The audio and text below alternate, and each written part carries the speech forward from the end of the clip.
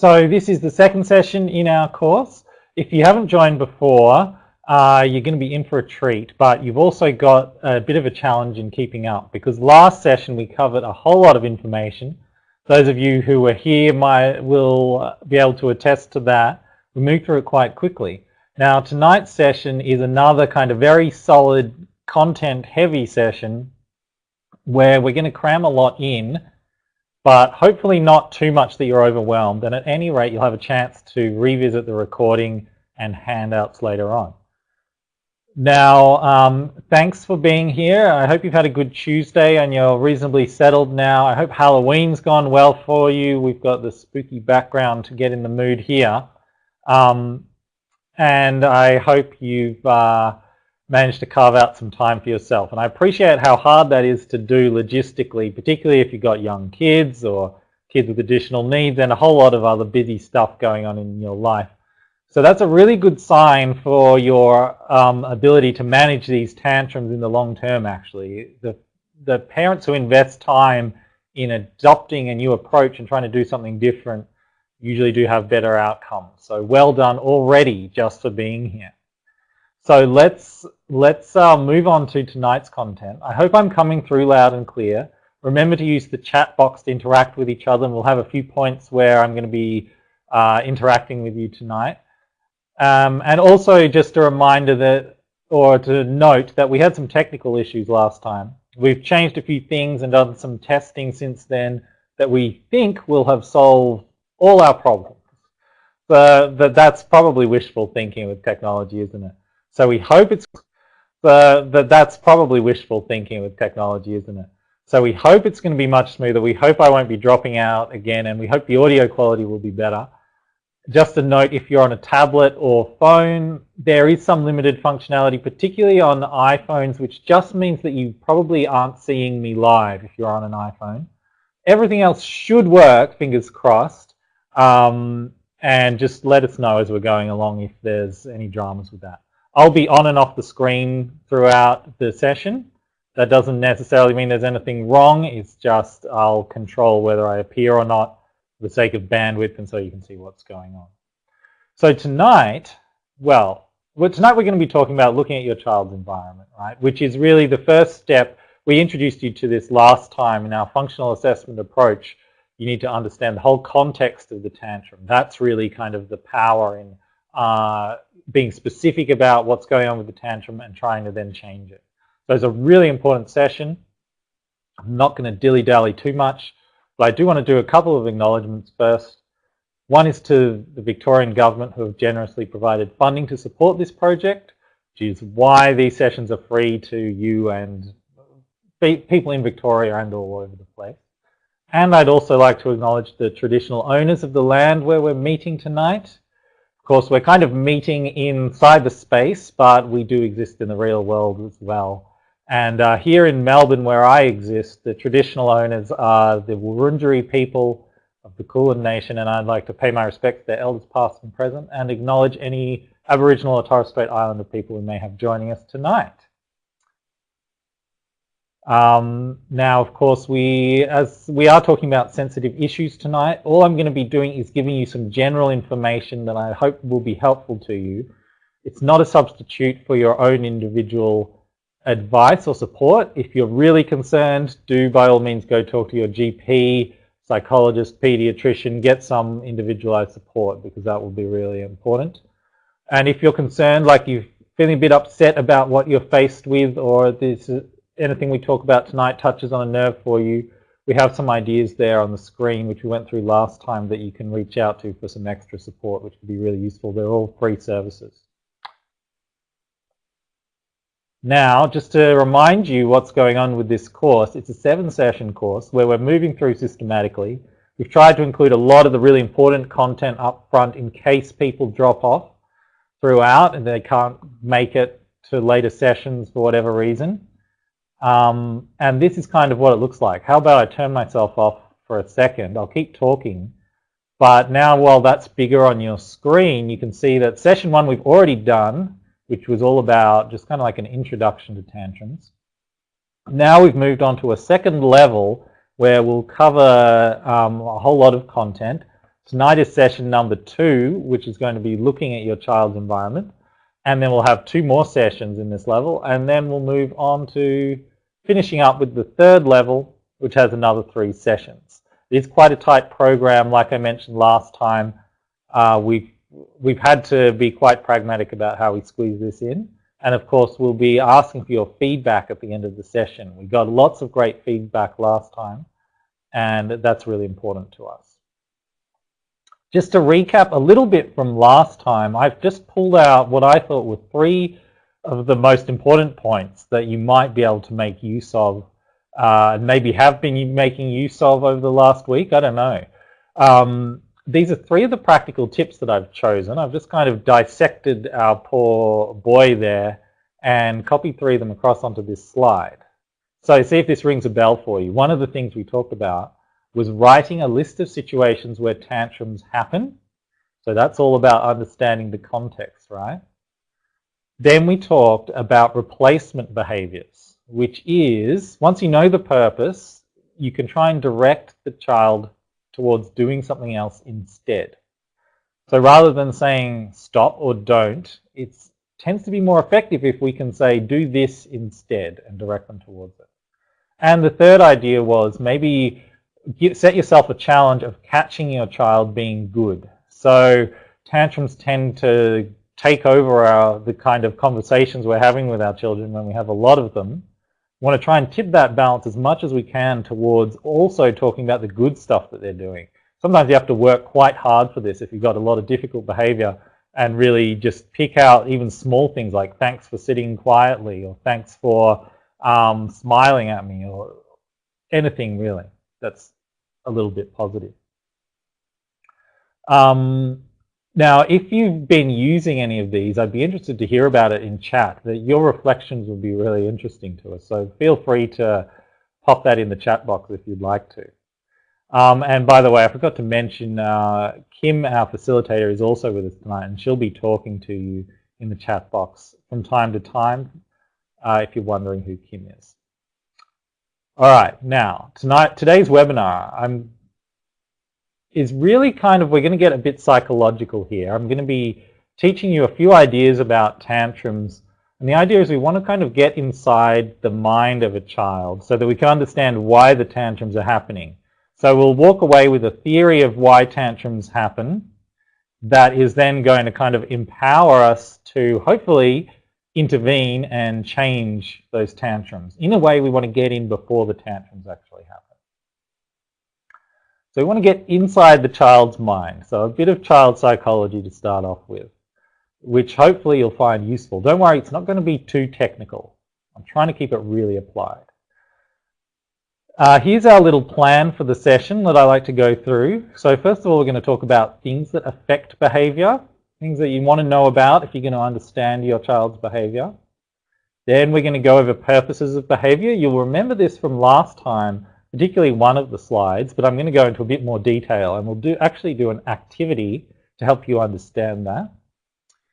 We're going to then talk about triggers and consequences. These are 2 really important terms that we use in functional assessment that are going to be your way of trying to influence your child's behavior over time. We're also going to talk about changing the environment to hopefully reduce the risk of tantrums happening in the first place. Finally, we're going to touch just quite briefly on helping your child with the purpose. That's kind of a lead into future sessions. The idea being, like I mentioned, once you know the purpose, you can use that to your advantage in trying to get your child to do a replacement behavior. Hope that plan suits you folks. Let's move on, because it's too bad if it doesn't. First of all, things that affect behavior. Our first topic over to the side.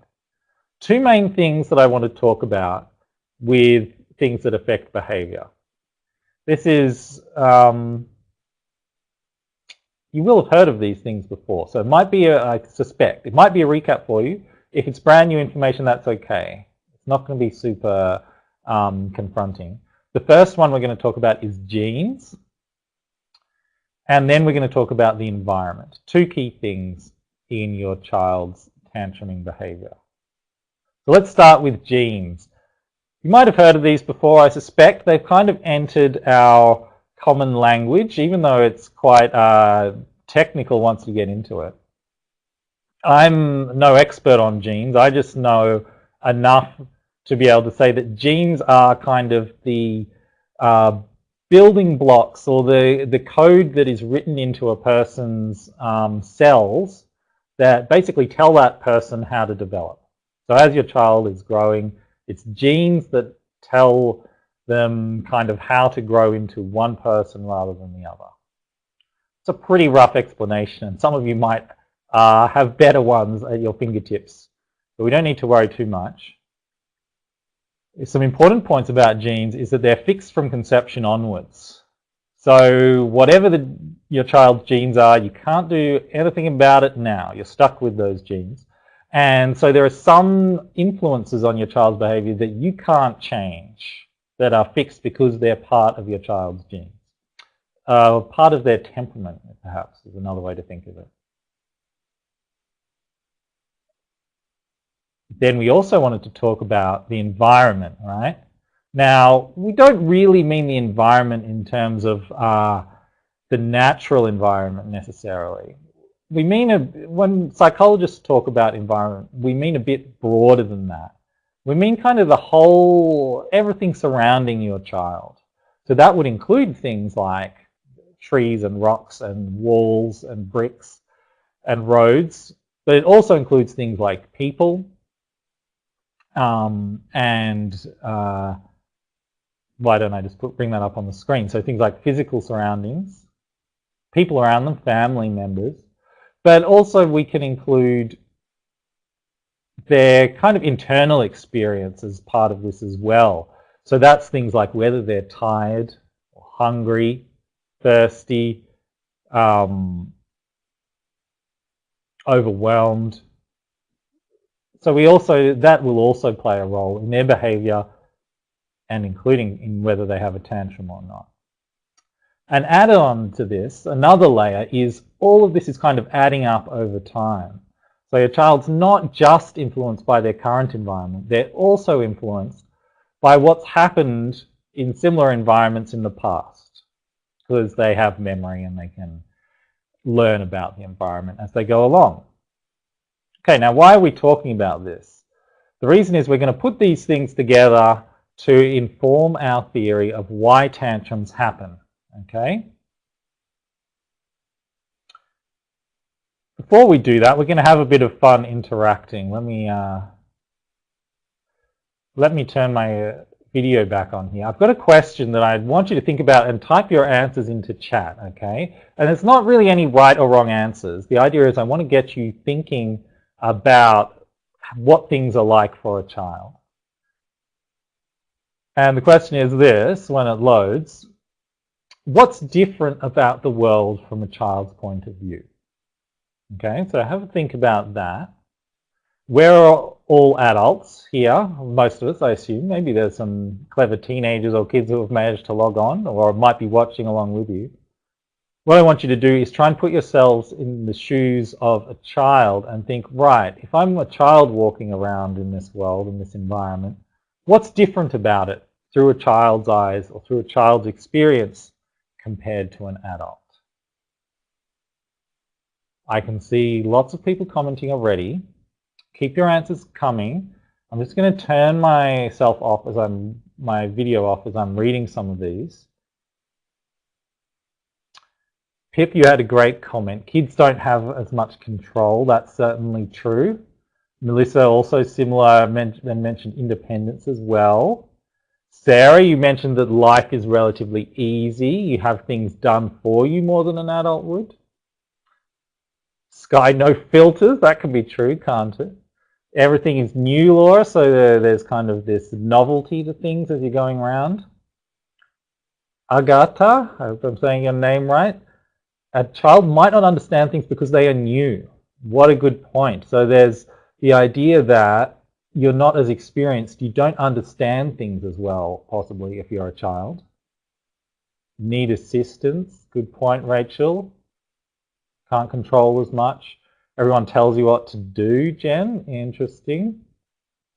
Emily, they have someone to help them with things. Naomi, less life experience. Maria, the world is big. Isn't that a good point? There's this different perspective that people around them, trees, animals, everything is bigger. Now that could be scarier or it could be a good thing. Frustration because they can't communicate. Natalie, I love that point. That's one of the key ones that I was hoping would come up. All right. Heaps more comments coming in. You guys are great at this. I'm not going to read all of them because I don't want us to be here till 10. But you guys have hit on really the main points that I was hoping would come up. And let me just check if there's any we've missed. Not really. Some of the main things that I wanted to focus on were the world looks different, right? There's different, it's kind of perceptually different, it looks different, but also there's different tasks for a child. So there's different things they're trying to do. They have like school compared to adults who don't have school. They have, learning to tie their shoelaces up, whereas adults, that's kind of automatic. They also have less experience. That's a good point that lots of people made. So things maybe don't come as easily, or they don't have that kind of reassurance of, oh, I've been here before, I know it's okay, or I sort of know what to do here. But another key point is they have less of what we would call cognitive resources. In other words, they're basically not as intelligent as adults, which means it's harder to work out how to do things. So that's a really important point, and that came up in some people's comments, like you can't communicate as easily. Maybe it's harder to work out how to do something, how to solve a problem that you've got, or even to work out what the problem is. So perhaps there's a potential for the world to be more frustrating and more hard to get what you want out of it. Fantastic comments, everyone. Of course, we now need to put this together into our theory of why tantrums happen, and you can probably tell where this is going already. We've got the environment there on the left, and we've got sort of your child's unique psychology to do with their genes and experiences so far. They're trying to interact with the world based on these two things. When you put those together, sometimes it doesn't always go to plan. The result being that you have the potential to end up with frustration and feeling overwhelmed. So that's our theory that we're going with around tantrums. Particularly that overwhelm part just results in kind of this, I can't do this, and they end up with kind of this ineffective way of trying to deal with their problems, which comes out as a tantrum. Let me just turn my video off again so you can see that a bit more clearly. Now, a key point just to kind of drum this in for you folks, or another way to help maybe remind you of this point, is really to emphasize this idea of that they don't have all the sort of cognitive, or that just means thinking skills or emotional skills that adults do. And sometimes we make the mistake of thinking that they should. So we treat them a bit like little adults. We try to reason with them, or we expect them to behave better. We expect them to understand why they shouldn't be doing what they're doing. And that can cause problems. So part of this approach is trying to get away from that little adult assumption. So we're going to, that's supposed to be crossed out. Does that look crossed out? No. All right, cross that out because here we go. Let's see if this works. We don't want to treat them like little adults. We want to recognize that the child's perspective is different and there's greater potential there for frustration and overwhelm. All right, so we've covered some of the things that affect behavior, and we've built up the start of a theory of why tantrums happen. Of course, you're going to want to know more about how this works with your particular child. Part of that is going to be doing some more work on purposes of behavior. Now, remember how we touched on this last week? Well, we're going to go into it in a bit more detail this week. And you know what, I'm not going to say much about tantrums versus other behavior. except that that's one of the differences, right? We've got our definition that tantrums include something about frustration and overwhelm. You can use that to tell it apart from other behavior. So if your child's just upset or sad or angry, the difference is that maybe there's nothing there that's really frustrating them or overwhelming them. They're just having more of a kind of natural emotional response to the environment. But we don't need to spend too much time on that. Now, do you remember this slide, folks? This is a very important one that we're probably going to see time and time again. In this approach, we have 6 possible purposes for behavior, including tantrums, and including all other behavior, by the way. But for tantrum, let's focus on tantrums. They can either be to get attention, activity, or sensation, or to escape attention, activity, or sensation. If we get time later, we'll go through some more examples of that. But like we mentioned last time, that first one at the top on the left, get attention, tends to be a big one. But don't just focus in on that one and assume it's the case right from the start. It's fine if that is the case for your child, but consider these other ones as well, because sometimes they fly under the radar a little bit. And here's an example to kind of help you think through this. Here's 2 kids having a tantrum. Looks pretty similar, right?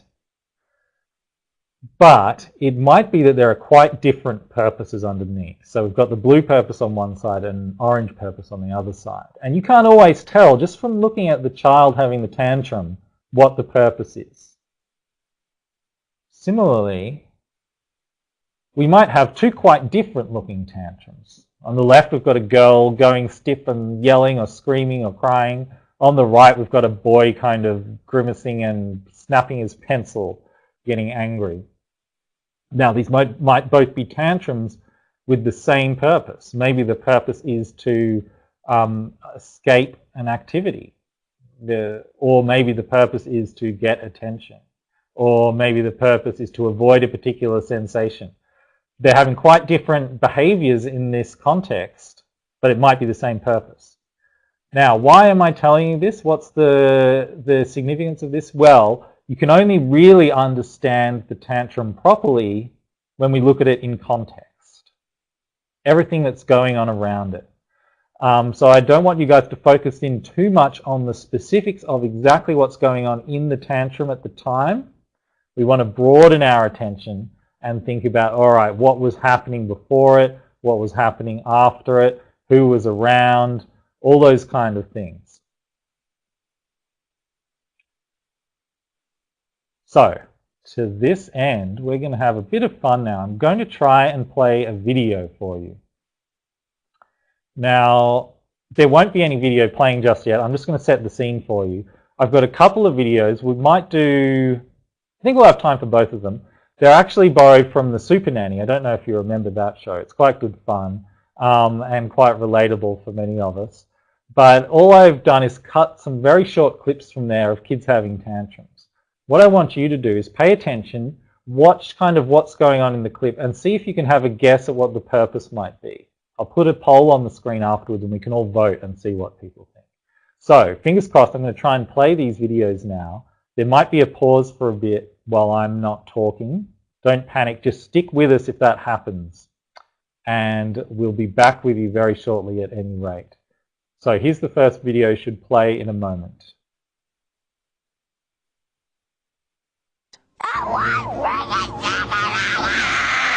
I don't know what to tell you. I hate you! You know I'm starving to death! If you were starving to death, Kelsey, then you eat what was in there. When Kelsey didn't get her way with the food, it made me feel like a horrible mother because my 10-year-old is throwing such a huge fit. I'm starving. Why can't I have something to eat? You can have something to eat, but you've got to calm down and come in the kitchen and get it. All right. So the video should have finished for most people. If it looks like it's frozen, it's probably finished. I'm going to put a poll up on the screen. And I want you to let me know what you think the purpose of that tantrum was in that video. You may not really be able to tell, but I'm interested to hear your guesses. Is it to get attention?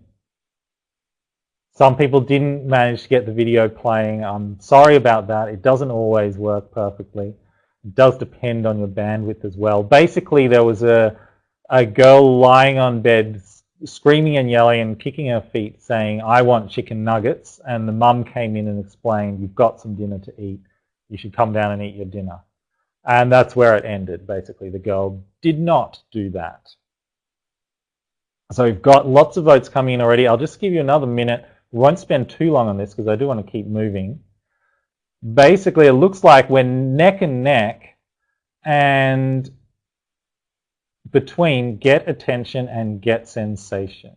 So I'll stop the poll there. You might be able to see the results depending on how that goes. With a few other ideas as well, like avoid activity and avoid sensation. So I think those are great ideas. Get attention could certainly be the case. We noticed in the video that the mum comes in to talk to her while she's having this tantrum. Could also be to get a sensation. Maybe it's the sensation is being in her bed, or maybe it's getting a certain food that she likes. Avoid activity could be eating dinner. Avoid sensation could be avoiding broccoli or some other food that she doesn't like. I might skip the second one of those because it doesn't work. It's not working so well for everyone, and I think you're kind of getting the idea. Sarah had a question about what do we mean by sensation. What we mean is kind of like a physical feeling, a bodily feeling. So it could be like a texture, it could be hot or cold, it could be certain type of clothing, the way that feels on the skin, it could be taste, any kind of physical feeling. So why don't we go back to what we were talking about. That was excellent, folks. I can see we had lots of ideas. That's really how we want to do this. You might have also noticed that there wasn't, we kind of wanted, I don't know about you, but I felt like I wanted to know a bit more with that video about what else was going on. Did you have that feeling? Because I kind of want to know, right, what happened before this? Did she come down and sit down at dinner and then storm off? And did she actually end up coming down later and eating her dinner, or did she end up getting the chicken nuggets? All that coming down later and eating her dinner, or did she end up getting the chicken nuggets? All that is super important in us working out the purpose, okay? So we've ticked off purposes of behavior. Now we're going to move on to our next super important topic, which is triggers and consequences. Now we're going to spend a bit of time on this because we're going to come back to it again and again. I want to make sure you guys, I've done my best at explaining it to you right from the start so you can start applying this very soon. So let's have a look at a behavior here. Now it's not a tantrum, but that's in a way a good thing because I want you to think kind of outside the box here. We want to think about behavior in general. So have a look at that picture. If it's not coming through all that clearly for you, it's a boy looking shocked with a broken vase on the ground next to him. So that's our behavior labeled there. Now we can look at what happened just before that behavior. In this case, we've got a boy holding the vase, maybe taking it somewhere. This is what we're going to call the trigger. Now, all we mean by the trigger is just what happened before the behavior that we're interested in. So if you've got a tantrum, we're going to rewind in our minds and say, all right, what do we think was the trigger in this case? We need to look at what was going on just before it to try and understand the tantrum itself. And then we have another piece of the puzzle here, which is what happens immediately after. Here you can see it looks like mum or someone else has come along and is having a bit of a talk to this boy. He's got his hand over his mouth. We don't know exactly what she's saying. Maybe she's yelling at him. Maybe it's just a nice quiet chat. She's probably not saying, "Great job, please do that again." That's what we call the consequence. That's just what happens after the behavior. And sometimes there's a bit of tweaking, choosing, all right, what's the most important thing that happened after the behavior? Because there might be a number of things. But we try and break it down into this structure. Trigger, behavior, consequence. So try and drill that into your minds, folks. It's super important for what we're going to be talking about. And what you could do is you could have a look at a number of different tantrums that your child has had. Maybe do this over a week or a day or something. And for each of them, you could list, couldn't you, the trigger, behavior, consequence. And you'd end up with a table a bit like this. That would be a worthwhile thing to do, because then you'd be able to look for patterns. All right, is there a common trigger here that often seems to be setting off a tantrum? Is there a common consequence that's often following these tantrums and maybe not being all that useful to us? Or are there a few different scenarios? Maybe your child has a number of different tantrums which each have different triggers, and maybe there are different consequences arising. And sorry, I'll just rewind for a second. The other reason we bring this up is because the trigger and the consequence are usually the areas that we want to target. They're the places where we kind of have a chance to possibly influence things. During the behavior itself, there's not all that much you can do that's going to change things. We really are interested in what happens before and what happens after. Once we've honed in on those, you can affect the likelihood of that tantrum happening again in the future. So that's one of the reasons why we focus so much on these concepts. All right. Any questions about triggers and consequences at this stage? Was that clear? And are you kind of, are the cogs turning in your own mind about, right, what would be the triggers and consequences relating to my child's behavior? Does anyone have any questions or comments on that at this stage? Because I can pause for a sec to answer them if you do, otherwise we'll charge along. Amy, you mentioned you're struggling with trigger. Is that struggling to understand it or struggling to work out what it is in your case? Melissa, you've worked out a trigger to do with a particular activity, which is building cubby houses. Okay, great work. That sounds plausible. Frustration around Lego, Pip. Okay. And we might all even be able to refine these as we go along, right? It would be interesting, like, what is it about doing Lego that seems to lead to tantrums? And what is it about building cubby houses that seems to lead to tantrums? Caroline, a trigger of not letting them do something. Yes, that could be the trigger. So it could be that point where they've got an idea in their head and you say, no, we're not going to do that. That could be the thing that sets off the tantrum, absolutely.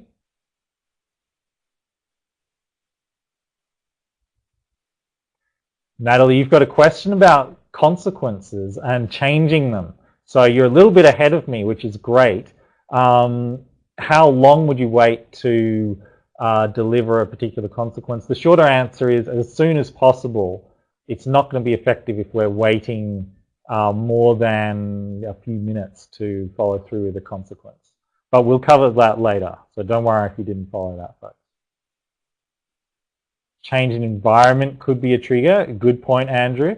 And certainly we might even be able to refine that more, like it's going from some environments to other environments. Or transitions we know are often difficult for either young kids or kids with additional needs. If you've got a child with an autism spectrum disorder, transitions can be a tough time. Getting ready for school and not able to find something, Sarah, yep, that sounds like it's certainly a plausible candidate for a trigger at this stage. All right, so people have got some ideas. I think people kind of get what we're talking about. For those of you who are still a bit confused, I know some of you aren't quite sure what the trigger is. We'll go through this lots more in the course, and in question time you can ask. You can say, all right, this is what seems to be going on before my child has a tantrum. What would be the trigger? And we can try and work that out with you. All right. So the next topic we're going to go through is changing the environment. So this is kind of where we're now getting into, right, what do we do about tantrums? This is kind of like one of the first things you can do that's going to be quite impactful. So if you want to get some change happening early, this might be right up your alley, changing the environment. So let's have a think about different types of environments. Now, a point we want to make here, I might as well bring myself back on screen because this slide's a bit boring. The point we want to make here is, and I think I'm probably going on about this a bit, but it's really important, is with this approach, we're not kind of doing anything magical in the moment that stops the tantrum. What we're doing is changing the circumstances, so particularly the trigger and the consequence, but other things too, so that it's less likely the tantrum will happen again next time. So in a way, we are playing catch up. I know that's not what everyone wants to hear. I know you'd love to get in there when your child's having a tantrum and just make it stop. That tends not to be effective, right? And we end up getting into kind of battle of wills, arm wrestling with kids and getting frustrated. This approach is like, once the tantrum's already happening, you can maybe influence the consequence, but after that, you just wait for next time and try and, over time, gradually change things so that the tantrum's less likely to happen. So that's the theory of the approach. Now, here's a little quiz about that you guys can probably work out. So we've got the trigger and the consequence. Well, I've kind of already said this. We want to focus on the trigger and the consequence, not just the behavior itself, okay? So if we focus on the trigger first, here are some things that you could do. And we've got a few of them to talk through. Wouldn't it be great if you could eliminate the trigger altogether? So for some of you, say you had the example here we had is, say your child has a tantrum when you go shopping. That seems to be, you've made a table and you've looked at it and been like, well, always when these tantrums happen, we seem to be doing something at the shops where either getting in the car to go shopping or we're at the shops and they want something. That seems to be a common element here. So there's something about that is triggering these tantrums. One way to eliminate the trigger would be, well, not to go to the shops. You could do online shopping instead. Now, again, that's not going to suit everyone. So you've got to make the decision for what suits you and your family. But that's what we mean by eliminate the trigger. Of course, this is not always possible. So, for example, Sarah, you mentioned not getting their way, wanting a toy from the shop. Well, you can't really eliminate that completely unless you buy them a toy every time they want one, which one isn't going to be practical for you, and two probably isn't what you want to do in terms of overloading them with toys and teaching them that they can have anything they want anytime. I'm just trying to think of another example that someone had where maybe it's possible to eliminate this.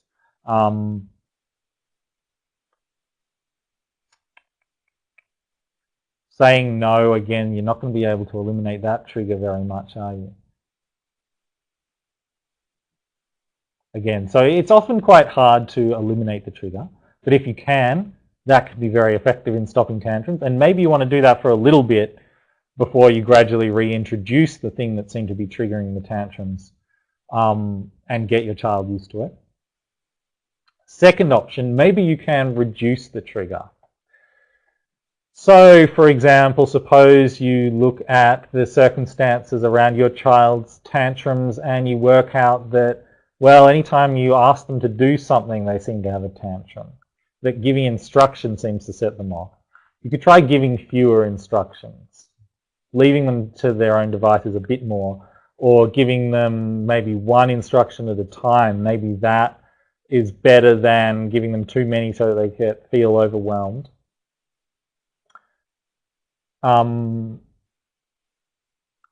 Finally, maybe you could modify the trigger. Now, for example, maybe your child has a tantrum when they want to play the iPad and you say no.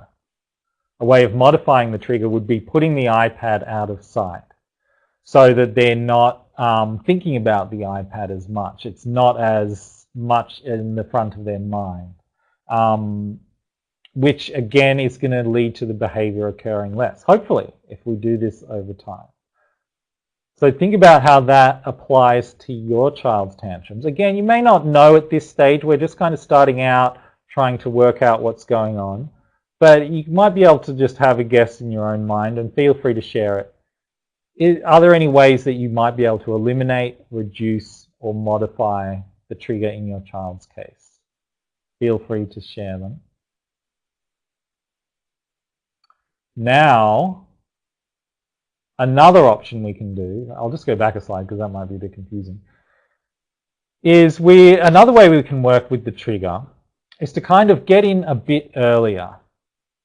So if we have a look at this trigger behavior here on the left,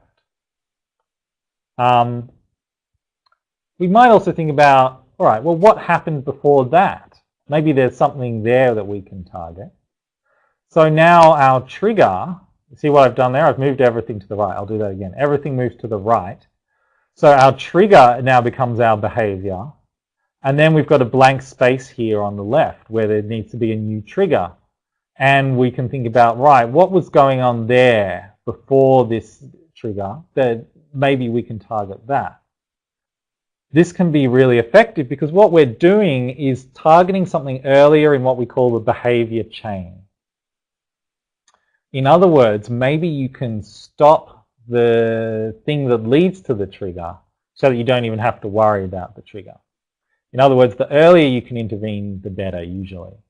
So the example that we've got there is, say your child starts whining a lot, they start complaining or they start asking for things. That might be kind of what ticks off in your mind, lets you know, maybe we're heading towards tantrum territory here. We might want to redirect this in another direction before there's even a chance of that tantrum happening. So see if you can look earlier into the behavior chain. And usually this takes some time because you need to wait for a bunch of tantrums to happen before you can work out what that behavior chain is. People following me okay? Andrew, makes sense to you? All right, let's keep going. Our time's not too bad tonight, folks. I'm keeping up a bit better with where I'm supposed to be. We're aiming to finish by 9, including 10 minutes for question time. So I think I'm just on time. Now, not all situations are created equal, folks. We can divide them into what we might call risky and positive situations. And these have some different characteristics. So here you can see on the screen, we've got the trigger on the left and the behavior. So the trigger we've talked about, and then the behavior is the tantrum in this case.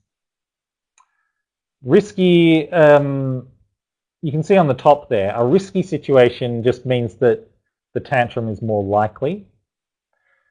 If the tantrum is less likely, that means it's what we call a positive situation. And these have some particular characteristics. So let's go through positive situations first. Generally, tantrums are less likely to happen in these situations. So if the situation is familiar, predictable, structured, planned, and free of distractions or stimulation.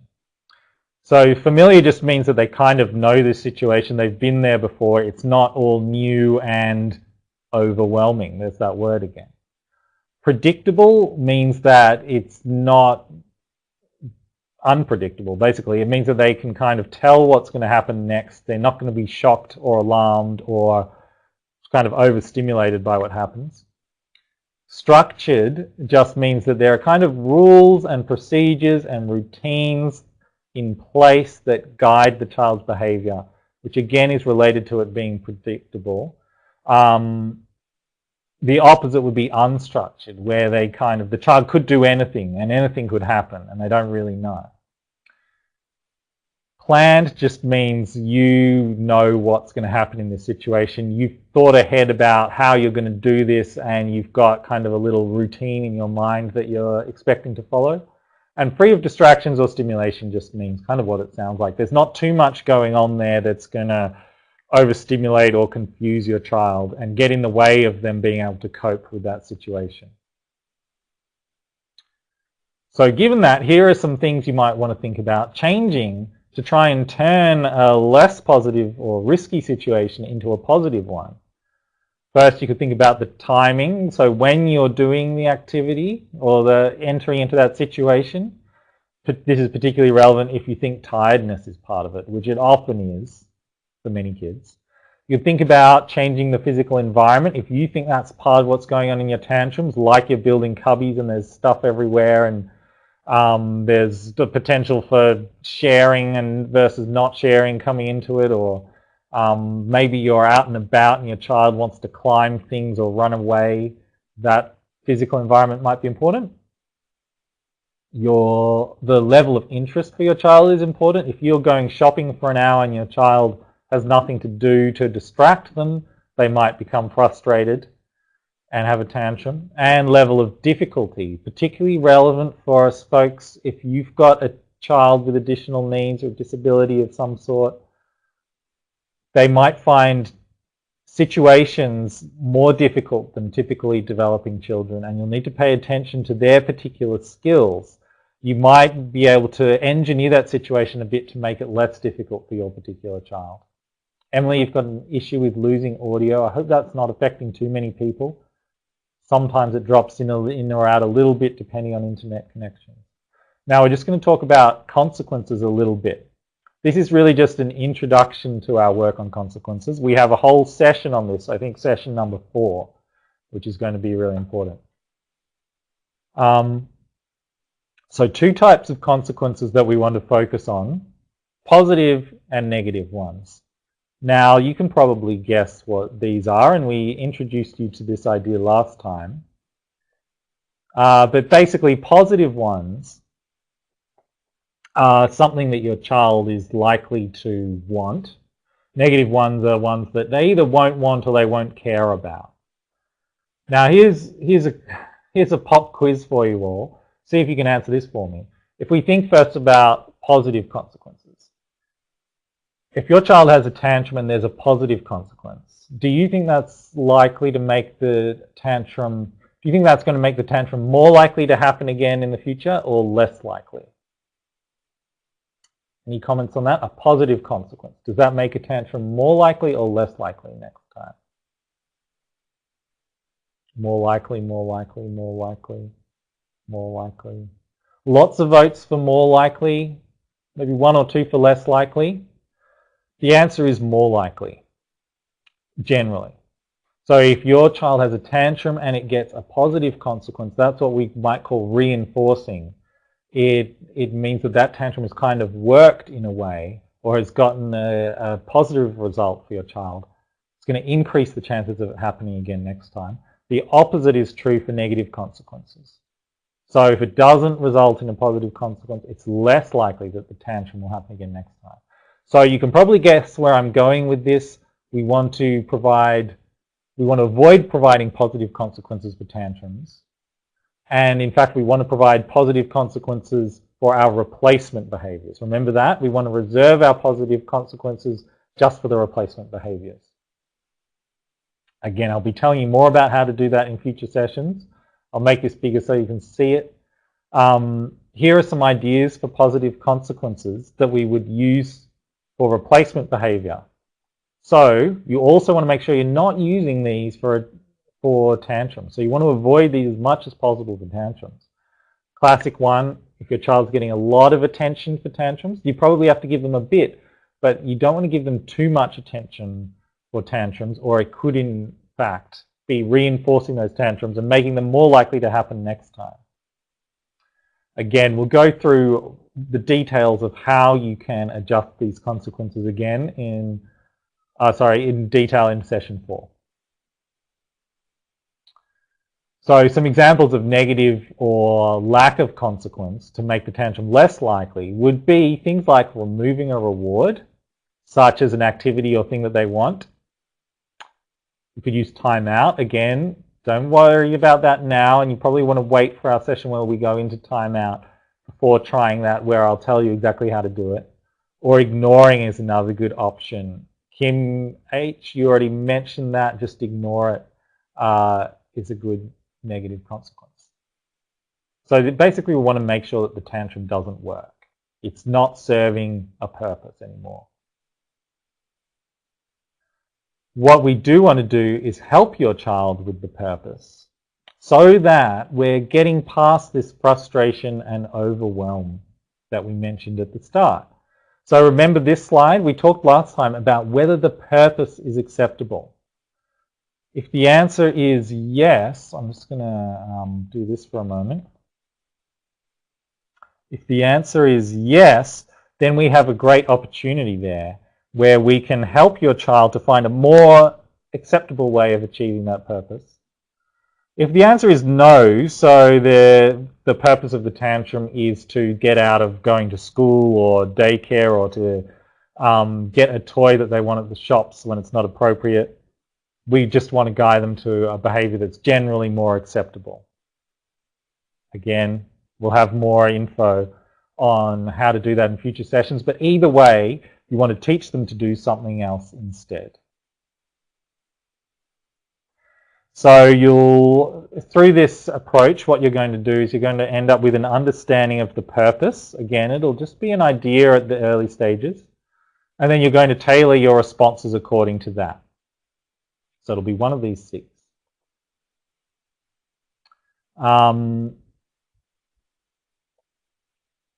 Just a note on, oh, that's gone too far. Just a note on the classic example of getting attention. Make sure that you think about the kinds of attention your child is getting. So for starters, if your child's getting a lot of attention around tantrums, this week that's something you might think about. Is there any way you can just tone that down? Don't have to give them no attention, but maybe you can just dial it back 10%. That might be a worthwhile change in itself. Also,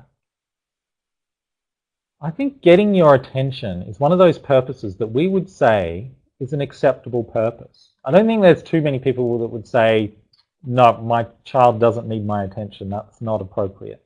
Your child's going to need some of your attention some of the time. So it's really important that they have an appropriate way of getting your attention when it's appropriate for them to do so.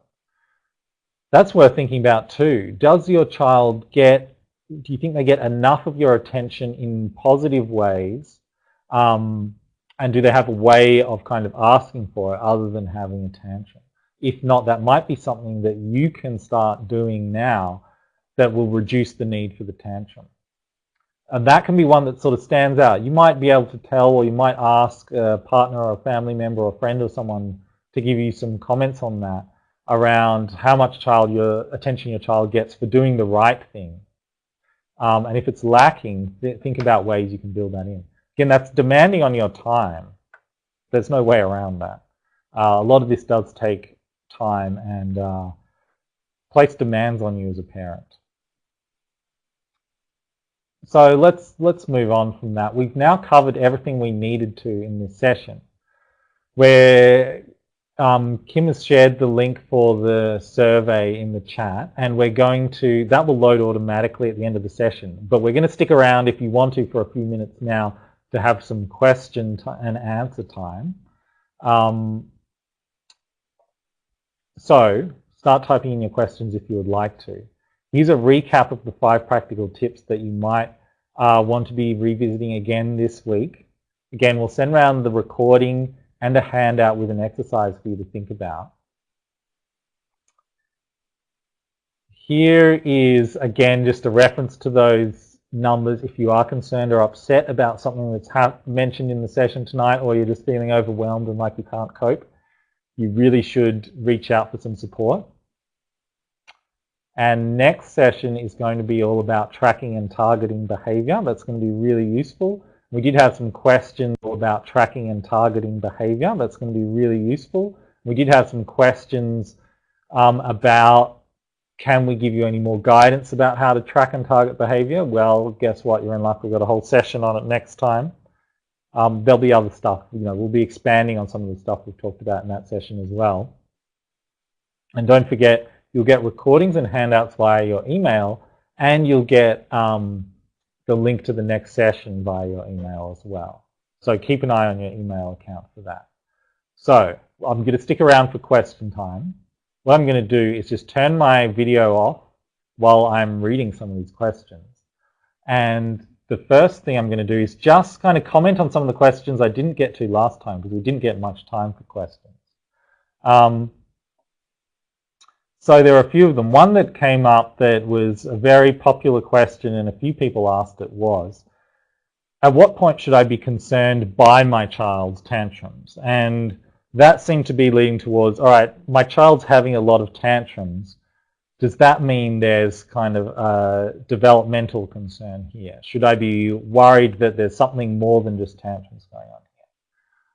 I would say for that, generally, we don't use tantrums as a diagnostic criterion. So, in other words, whether your child is having a lot of tantrums or not doesn't tell us whether they have a developmental problem.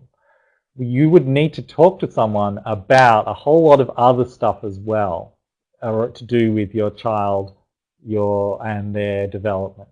So really your child could be having heaps of tantrums and it not tell you anything much about their development, or they could be having none and also have problems and still have problems with their development.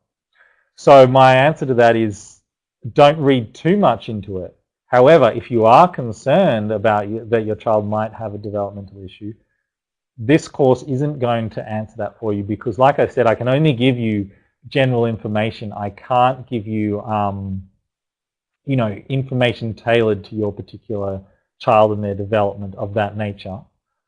Also had a few questions to do with children's ages, like is it unusual for an older child to have tantrums, and as my child's developing, sort of when will these stop?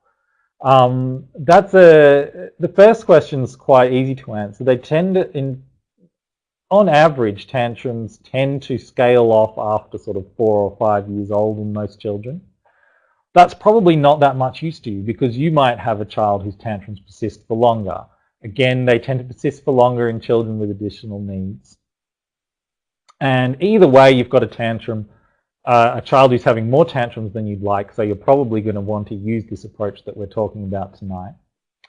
And as to when they'll stop, there's not really a quick answer to that. It really depends on, how we talked about our theory of tantrums. It depends on their genetics, their experiences so far, and the world around them. Your best bet is to try and influence the world around them, the triggers and consequences, to reduce the chances of tantrums happening in the future. And someone else just had sort of a comment, Annette, you had a comment about finding it hard to bounce back after a tantrum. That's I thought a really useful kind of comment because another topic that we're going to get onto later is kind of parental coping, that tantrums are really tough to deal with. They take a big toll on parents, and we'll have some tips later on how you can kind of cope, because that's going to be really important for how you respond and make sure that you're doing what you really want to. It's all very well for me to give you information about how you can deal with tantrums, but it's not so useful if you are limited in your ability to actually follow through on that. So we've got some more questions coming through.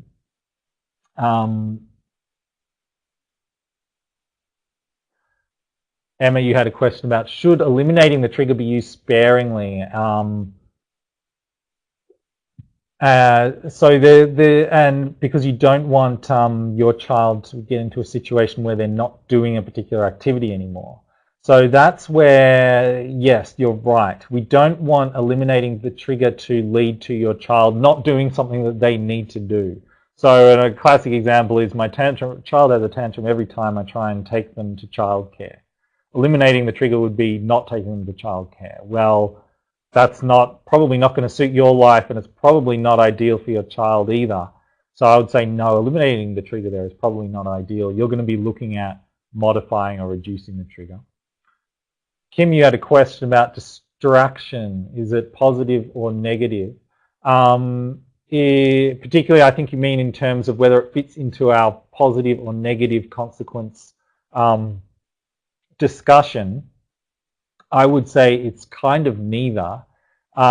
Distraction doesn't really fit in with this approach. It's sort of an alternative approach. So many schools will use distraction as a matter of policy. They won't do as much of what we're talking about in this course because they feel it's ethically they shouldn't really be going into that. Distraction is more like if you don't think there's much you can do about the trigger and the consequence. So we're aiming to kind of do better than distraction. It's not, but I would say you want to be careful that it doesn't err towards being a positive consequence. Like if your distraction is doing something really fun that they love, you run the risk of setting up a positive consequence with a tantrum, which could be very counterproductive in the long term. Amy, you had a question about what sort of purpose is acceptable. That's a very good question. And it'll be interesting in your particular child's case whether you think that the purpose is acceptable or not. The example I gave is something like getting your attention. Now that'll depend on the time and what else is going on. It may not be appropriate for your child to get your attention while you're in the middle of cooking dinner or while you're on the phone or while you're trying to drive.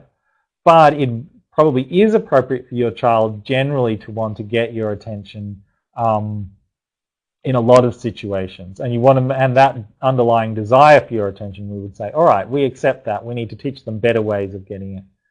Another example is, say, avoiding an unpleasant sensation. Say they don't like the feel of a particular shirt because it's scratchy on them. Or they're a child with autism spectrum disorder and they don't like the feel of the breeze on their skin. That's a valid purpose, right? That they want to avoid that because it's unpleasant for them. But we want to kind of teach them that having a tantrum isn't the way to deal with that. And we want to give them a replacement behavior, like asking for a different shirt or putting something on to cover their skin or going somewhere where it's less windy. Got so many good questions. We're going to do maybe 2 or 3 more before we run out of time, because I don't want to keep people too long. I know you might be crashing after a sugar high from Halloween, possibly.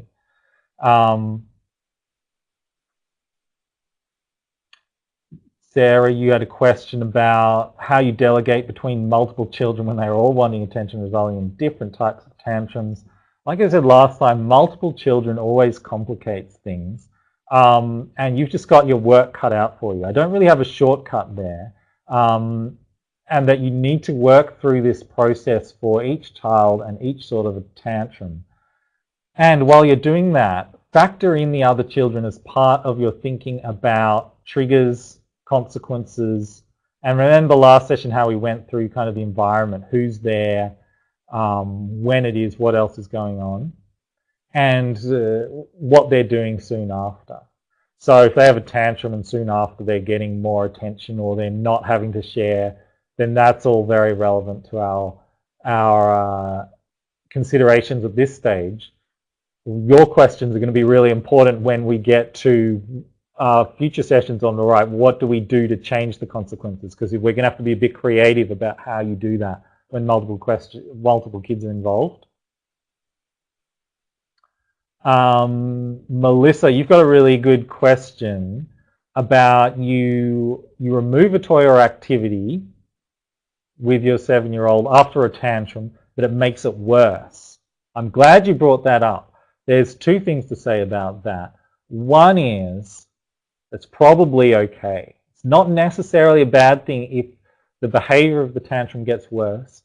And that's a thing to be aware of for all of you, that in the short term, the behavior may get worse. You can think of it as kind of upping the ante or escalating or kind of raising the stakes, that previously your child has been having this tantrum that works. Say the purpose is to get attention. They have a tantrum and it results in you giving them more attention. Suppose you then, as a result of thinking about this tonight and participating in the course, are like, right, I'm going to reduce the amount of the amount of attention that my child is getting for these tantrums. There's a very good chance that your child will not consciously think, but will react by upping the ante. All right, it's not getting the attention. I must need to do even more to get attention. I must need to, escalate, be more violent, louder. That's a possibility, and you're going to have to persist through it. Particularly think about if you are trying to not give in to the tantrum in a way. Suppose your child has a tantrum when they want something, and you're like, I don't want to give it to them because that's a positive consequence. Then the tantrum gets worse. If you then give in, you might be in a way encouraging your child to have even worse tantrums, because the small tantrum doesn't get the result, but the big one does. Might make it more likely that your child has big tantrums. Kate, you had a comment about your daughter is an angel for your husband, but a nightmare for you. That's pretty complicated. Let's talk about that more in future sessions. That's not uncommon for kids to behave very differently for different parents. What's relevant there is our discussion about the environment. So think of yourself as part of your child's environment. Think about your husband as part of their environment, and think about how that influences their behavior differently. There may not be that much to be learned there, really. It might be that maybe your husband is around less, or maybe your husband is around more, and that your child has learned different things about how they interact with you or your husband over time. It could be at different times of day. So it's complicated, but just try and go through it systematically. All right, what's different in these situations? What different consequences are there? How do people react differently in those situations?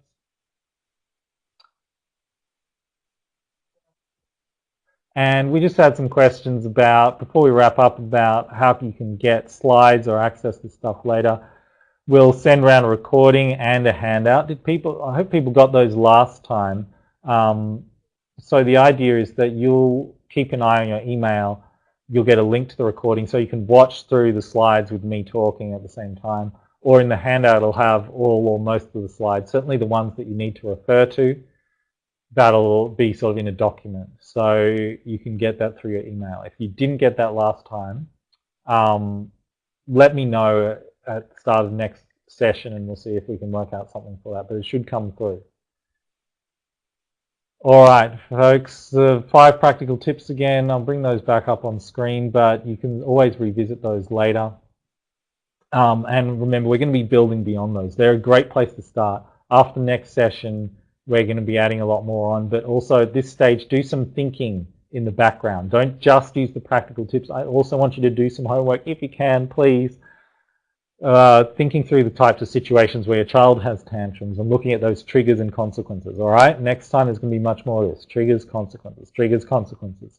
You're going to be sick of me saying that by the end of the course, but it's really important, and I think it will help. All right, everyone, that's us for tonight. I'm going to end the session. Thank you again for joining me. Thank you for your attention. I know it's getting late, and you're all doing a fantastic job with me. Now remember, we're actually skipping next week because it's a public holiday here in Victoria. We'll remind you of that in email. So don't expect that to be happening next week. It's going to be the week after. So we have to skip a week after next, which is November 14. So I'm really looking forward to seeing you again then. It's been a pleasure talking to you, and bye for now.